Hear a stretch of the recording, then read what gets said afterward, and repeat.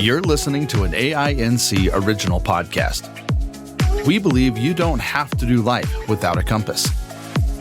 Let us be your guide on this amazing journey.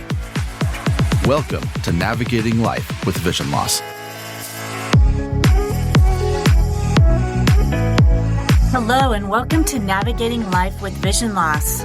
This is Kim Wardlow. I'm your host and the director of the Audio Information Network of Colorado. So today we are joined again by Erik Weihenmayer. He's helping us to transition from our health and wellness topic in July to our leisure and entertainment topic for August. So we'll be exploring some of the aspects of sports and activities that he has been so involved with in helping others who have disabilities to continue to participate in the activities that they love, and exploring that a bit more today. So thank you for joining us again today as we begin our month of August on leisure and entertainment. Well, can you talk a little bit, now I'm curious, can you talk a little bit more about that and how a person does use their different senses, whether it's climbing or, other activities, and that echo, I know you can't totally explain echolocation in the time we have here, but just talk a little bit more about that for folks that might not be familiar with it. Well, I grew up seeing a little bit. I was legally blind, but I went totally blind at 14. So I still have visual images in my head. And so, I'm trying to create like a mental picture in my head of what I'm climbing. And so, yes, I use echolocation, which is something that this guy, Daniel Kish, you guys should have him on if you haven't already. The guy's amazing. He can echolocate like no one else on the planet. But anyway, sound is comprised of vibrations. And so it's, sound is bouncing off of objects and coming back at you, and sound has texture. So like if, you're listening to a big rock, it's going to be a clear bounce versus a tree with leaves that the sound is going to bounce back in kind of a more filtered way. And so, you can get lots of information through echolocation. And then as I'm feeling my way up the rock face, I'm putting together this kind of mental map that then by the end of the experience, I'm sort of envisioning at least the trail that I took and the route that I climbed and the summit. My friend will usually take his finger and run it along the mountain, the ridges, to kind of give me an idea of what things look like around me. And then my brain just does the work of lighting up that image inside my brain. Wow. That's really cool. I've seen people use echolocation a bit, like more in an urban environment, getting around a city or a building. It's great in the outdoors. You can hear trees, you can hear drop-offs, you can hear big rock faces and cliffs. And if you hone it like Daniel, you can, he rides a bike. I probably wouldn't recommend that, but he rides a bike around and he echolocates, and he can hear the cars and the buildings and the sidewalks. It's hard to do. I've been totally echolocating through a forest, and I'm like, I'm doing so great. Oh my God, I'm avoiding all these trees, and then I bounce off a tree. I'm like, I didn't hear that one clearly. Right. Just when you got really confident. Yeah, exactly. A little overconfidence, right? Where did you film the documentary? Was that locally, or was that at a more exotic location? No, we went up to climb this really cool climb in the Sierra Nevadas called the Hulk, the Incredible Hulk. It's just a massive, beautiful peak of granite, vertical granite. And so it was like, 9 or 10 pitches. It took us about 5 hours to hike in there. So 5 hours, now you're at the base of the climb. Oh, wow. So you got to climb it. And then at the summit, you got to scramble back down, kind of hard terrain. And, I think it was a 24-hour day from 10 at night till 10 the next night. Oh, wow. That's incredible. So you didn't really just stay.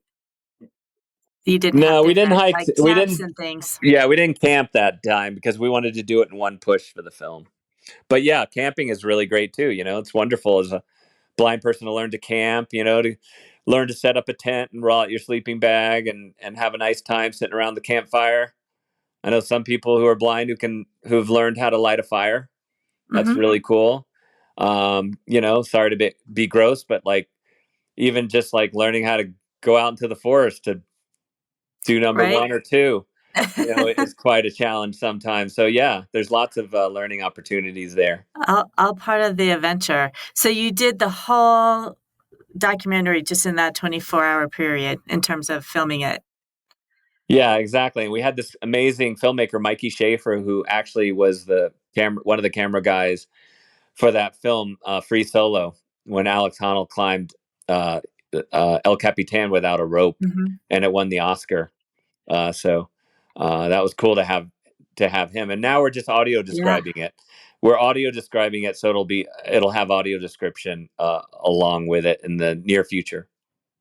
Oh, that'll be great. I'm looking forward to seeing that. Yeah, it's going to be on the Telluride Mountain Film traveling tour, so Okay. it'll come to a city near all of us eventually.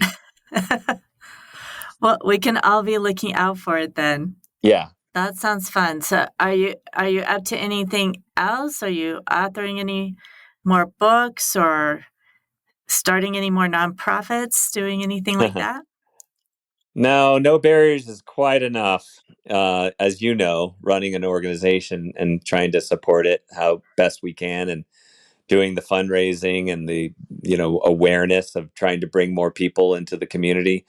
It's a lot of work, and that along with training keeps me pretty busy. And yeah, I'm part of a lot of films. I'm not like I the inspiration hasn't caught hold of me to write another book. I've already written Mhm. 3.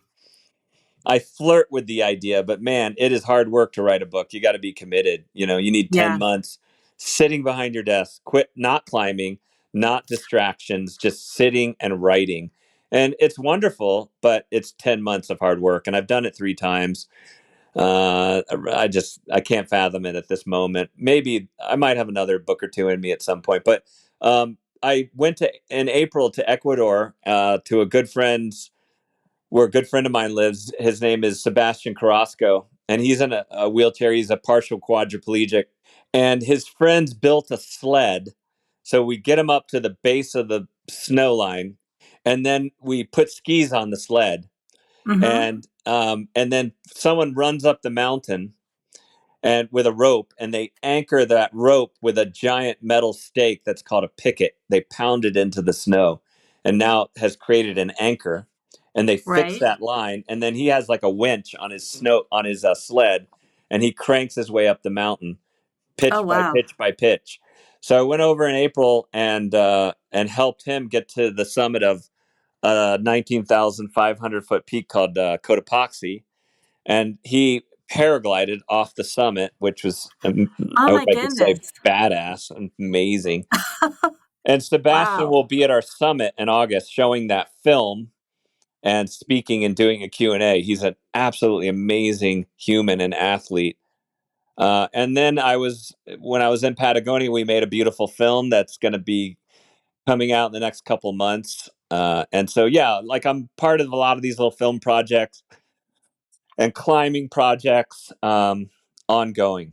And you've done some shorts and some films with individuals that participate in No Barriers, and like Melissa, um, and folks, and I've seen some of those, and those are really inspirational too. Just seeing Yeah, kind of like what I think of as regular people, not necessarily people that are athletes most of the time, but just people 100%. that, yeah, setting a goal and working towards it. So those are interesting too.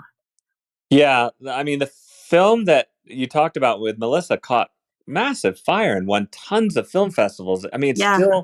it's still being entered in film festivals all around the world. It was the Vimeo pick of the month, I think. But Melissa Simpson has cerebral palsy.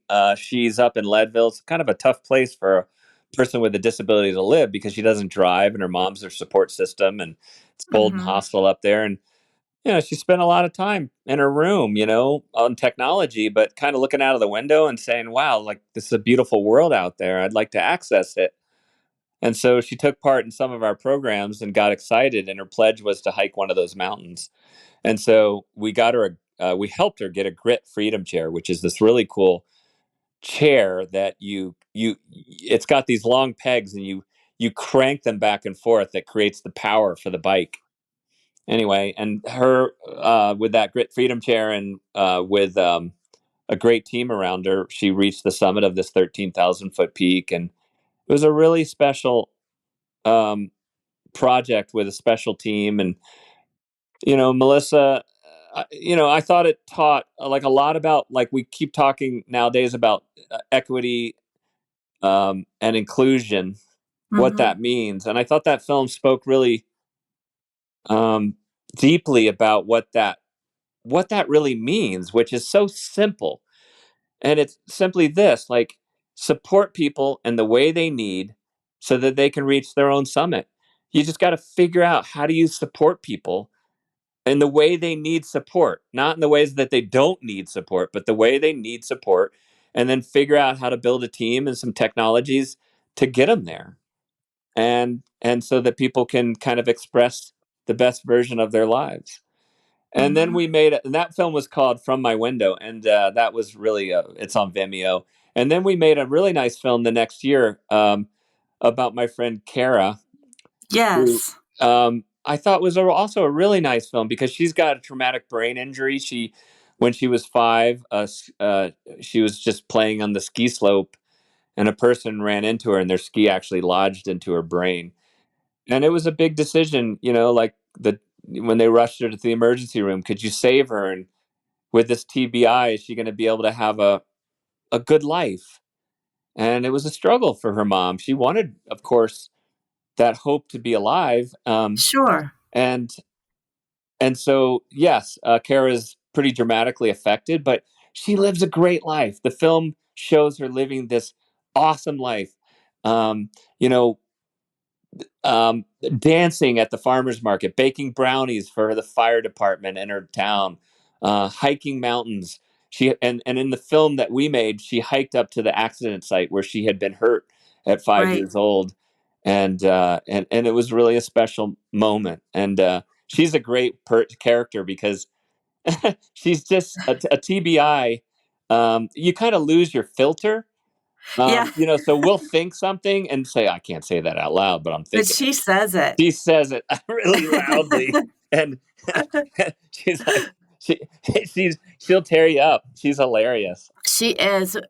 I know we enjoyed her last year at the summit. I know Jonathan, our podcast producer, he talked to her and her mom, and I know that he enjoyed that too.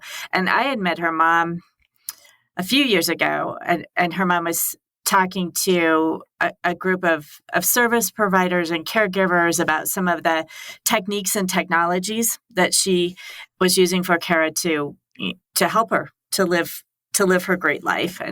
And that was another piece of the film that was really fun to just express, because, yeah, she doesn't have a great sense of time. So with the help of her mom and her support system, she has all these cool technologies to say, okay, Kara, time to make coffee. Kara, time to wake up. Kara, time to eat. Um, time to take your pills, right? And so, yeah, she relies heavily on technology to kind of live her life and be safe in her life. But the point of these films are to say, look, there are these people in the world that are so important, and they don't get the time of day. Like the media, I hate to be so blunt, but the media doesn't care about these people, the Right. mainstream media. So it's like, I wanted to highlight these people and their incredible lives, and say these are lives worth living. And we can all achieve that kind of adventure in our lives. You don't have to climb Everest. You don't have to go to the ends of the earth. Right.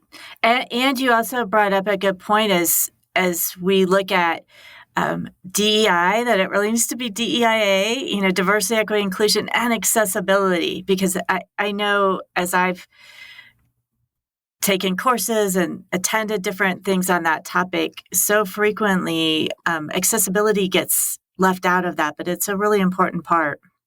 Yeah, for sure. Yes, 100%.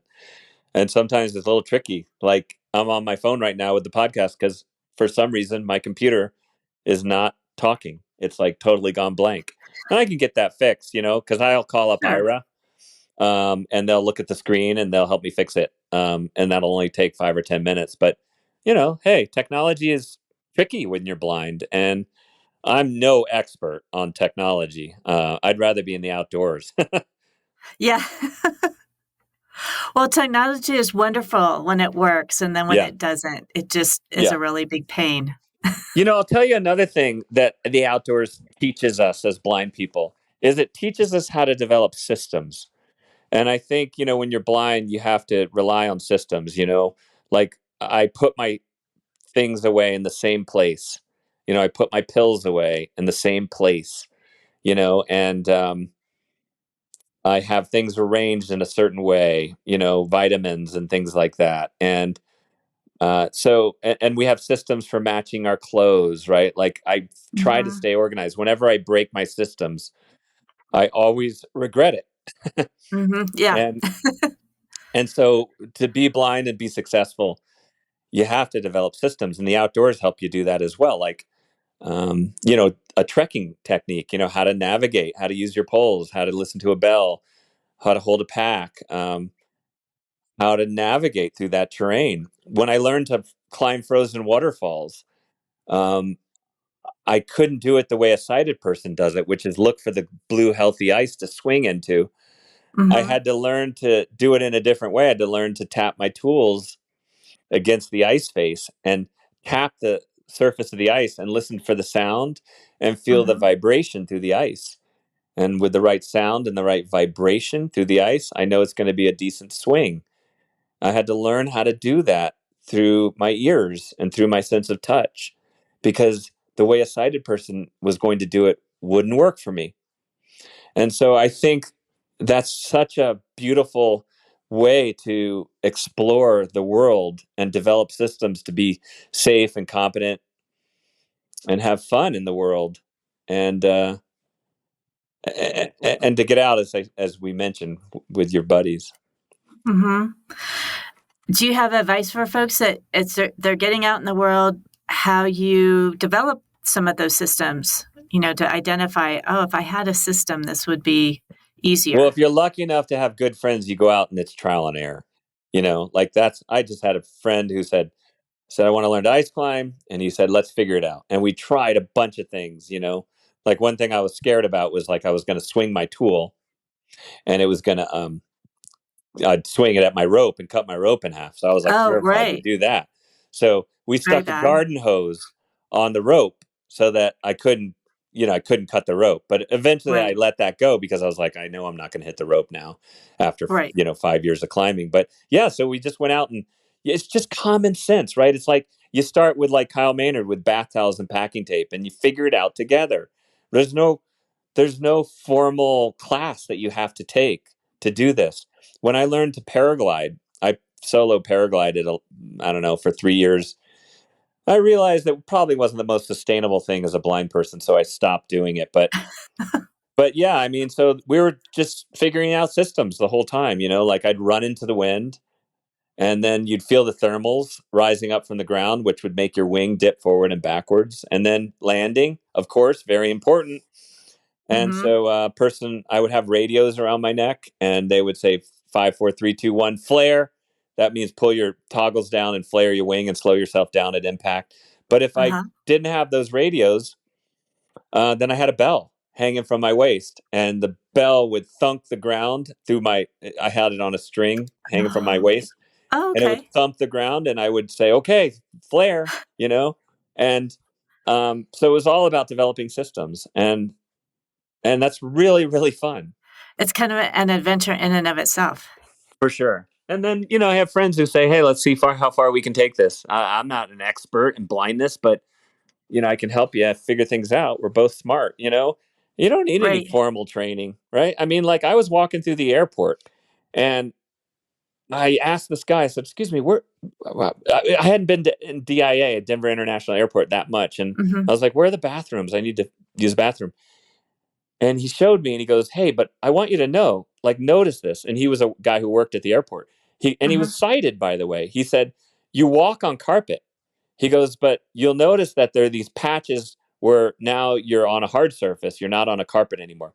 The gates are on the carpet, and the bathrooms and the restaurants and things like that are on the non-carpet. They're on the hard surface. And as you're walking on the hard surface, you'll notice that on your right, you'll start to smell like this bathrooms have a distinct smell. Of Yeah. course, not a terrible Yeah. smell, just like that No, maybe antiseptic smell. cleaning fluid or Yeah, something. cleaning Not fluid. necessarily a bad thing. And you can hear toilets flushing and stuff like that. So you kind of Right. like, I figured it out. And I'm like, I make a terrible blind guy here because this sighted guy just showed me like the pattern of the floor that I hadn't even noticed. Right. So it doesn't matter whether you're blind or not. You just have to be observant and aware. Yeah, that's true. And I suppose working there, maybe he's had more opportunity to notice those things Exactly. Yeah. than others, but that's helpful. And I would think too, if you're developing systems, like there's some really basics that are going to be the same for everyone, for depending where you are and what you're developing the system for. But also everything gets customized to an individual too. If what works for one person might not quite work for another. I mean, yeah, take back to the hiking system. I have people that do all kinds of things. They grab a pack, or I've had people, they build a handlebar on their partner's pack so they can kind of grab things, or they hold a one trekking pole. They use another trekking pole to navigate, or I use two trekking poles. I mean, it's across the gamut. It's just you got to figure out what works for you. And yeah, certain things I do think work better than others. Mm-hmm. For instance, like I'm an advocate when I ski, and this is a kind of maybe a minority of blind skiers, but I have my guide out in front, and I really find that superior because blind people are used to listening Right. and used to following. So when your guide's out in front, it puts you in better ski position because what do they say always? Look down the fall line. Well, guess what? When your guide is behind you up the mountain and you're listening for him, you're leaning back. You're leaning Right. up the mountain. You don't, but when your guide's below you and you're listening for him or her, you're leaning down the mountain, which puts you in a better ski position. And then your guide can yell very specific commands, and you can follow. And we ski at a pretty high level. And my guide has a device called a belt blaster, which is like basically like a megaphone that projects out of his back, and it projects Oh back to wow. me, and so that I can hear him and I can listen to the way he's skiing, and I know that if I run into something, it's just going to be him. Right. Well, and I hadn't thought about that. Obviously, hearing what the guide is saying to you, but even listening to the sound of their skis on the snow and what 1,000%. they're It's doing. not just listening to their voice; it's listening to their skis and listening to the shape of their turns and trying to mirror those good turns. Mm-hmm. Well, I think we could go on forever talking about details of all these things. It's really interesting and fascinating, and I'm sure our listeners have learned a lot, and hopefully are encouraged to get out there themselves. Do you have any final thoughts or encouragement that you would like to share with our listeners? I mean, I can't tell everyone every detail of how to get out there in the world and recreate. It's just a taste, right? This is just a taste. And so I hope people have gotten like the big picture, the broad strokes of how to do this stuff, how to get out there and be courageous and just try new things and try to, as I said, live your best life. And it's not about climbing big mountains or, I think, we live you're in Boulder, right? Yeah, I live in Westminster, but Yeah. yeah, But I I'm mean, in Boulder's Boulder like here in an the studios. intimidating place, like you go to a party and 8 people have climbed Everest and Right. another 10 people have done ultra marathons, and you know what I mean? But that's not the point. It's not like, you know, being extreme. It's just getting out there and living and having fun and making great connections, working hard and playing hard. And whatever that means for you. That's what I love about Colorado is that you see like older folks out there biking and walking on the bike path and walking their Mhm. dogs. It doesn't matter what you do, but you do something. Well, thank you so much, Erik, for your time and for sharing all your tips and your thoughts and what you have coming up with our listeners. I really appreciate it. Awesome. Pleasure. All right. Well, enjoy yourself in Canada. Good luck with the climb. Thank you. Maybe I'll see you at the summit. Yes. Hopefully that would be great. Yeah, please. Yeah, bring a group. We love your group. So, yeah, drag that pen along and Moses. We love Moses. Right. And thanks to all of you for tuning in and listening. All of August, we will be talking a lot about leisure. So this is kind of our bridge into that, talking about leisure and other activities. So if you have questions or interest in something specific, please let us know. You can email us at aiincolorado.org. You can just go to our website, or aiincolorado.org, and just fill out a request there if there's something that you would like to share with us. Or you can go old school. You could actually call us at 303-786-7777. And we'd be happy to answer questions you have or try to focus our information for you in this next month. Again, I want to remind you about the AINC hike on August 12th.